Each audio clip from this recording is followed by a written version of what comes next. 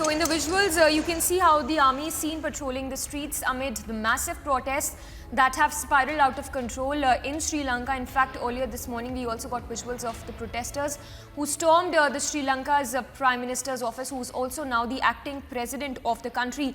Our senior executive editor, Abhishek, continues to be with us. Abhishek, talk to us about the visuals we are seeing right now of the heavy security deployment. We understand that the Lankan army has also taken to streets in some parts. Well, we have seen the defense forces of Sri Lanka, the Sri Lankan army, becoming very active, Samiksha, over the last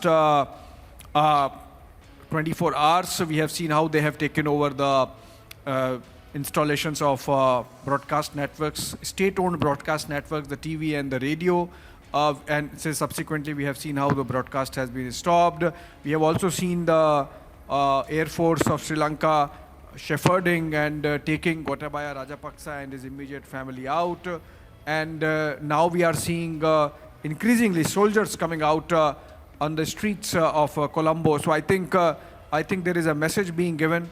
There is a message being given by the forces that ultimately, if the chaos prevails and if the situation does not improve, they might have to intervene. It would not be good for the country. Remember, if the forces intervened, they would have typically they would have soft corner for the Rajapaksas, given the fact that the army was given a free hand to finish the civil war during the 2005-2015 period. In fact, the Rajapaksas went on to really shield the then army brass from allegations of war crimes.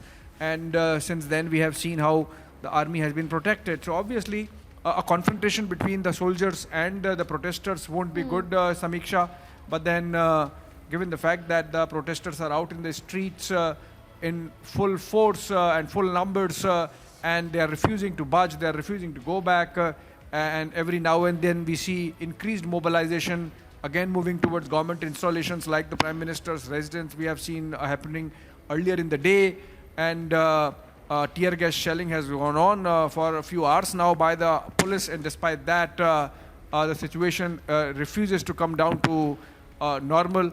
It's not good for the country. Even the protesters have to realize that till the time that calm prevails, the international financial institutions or friendly governments cannot come to the rescue, and the economic crisis cannot be solved. Someone has to be there to talk to those organizations and to governments. And Ranil Wickremesinghe has been doing that job. $4 billion worth of aid coming in from Indian side. Even other governments have chipped in, other organizations have chipped in. But it's a long-term process. The kind of crisis that Sri Lankan economy finds itself in, it's not going to be a month or two affair. It's going to be long drawn process by which the Sri Lankan economy would come out of the mess that it is in. And someone from amongst the protesters has to realize that this is not a one-day affair, one-night affair. They cannot continue to. They are suffering, of course, because of these the mess that has been created by the Rajapaksas essentially and the Sri Lankan ruling elite.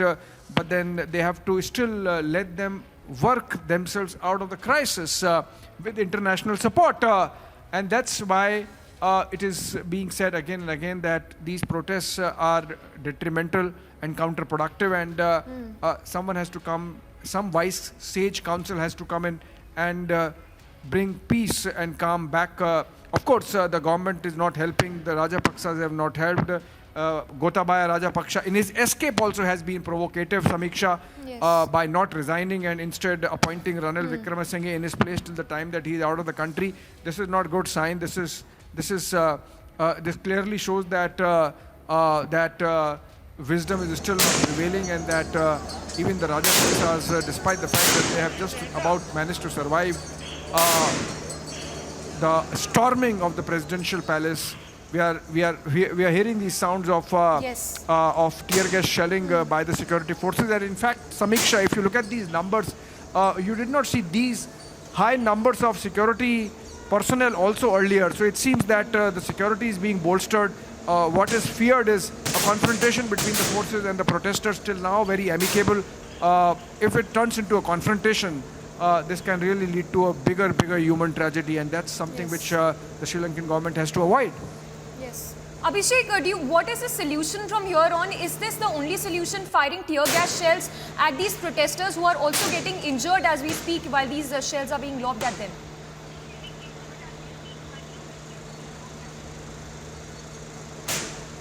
Well, Samiksha, as I was saying, that this is not the best option, obviously. Confrontation between the security forces and protesters, if it goes really out of hand,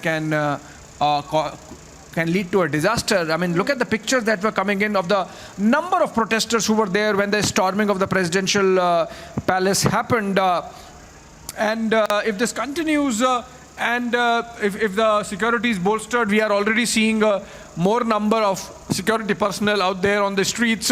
And we have seen a couple of times that the exchange between the security personnel and the protesters has been healthy despite the tear gas shelling. But if it turns into firing in the air, if it turns into firing at the protesters, if there are some casualties, it can lead to disaster. And it is hoped that those who are really guiding these events on the ground from both the sides, from the government and the protesters, see reason and see through the possibility of a disaster happening. We are seeing security personnel arranging themselves in files and facing the protesters on both the sides. And these are not good signs. They are not good signs. Tear gas shelling by itself is a crowd control measure. But then if it escalates and the escalation leads to firing, and if the firing is on the protesters and if there are casualties, it's not good. We have seen this is a tear gas shell. We have seen how situation can go really out of hand.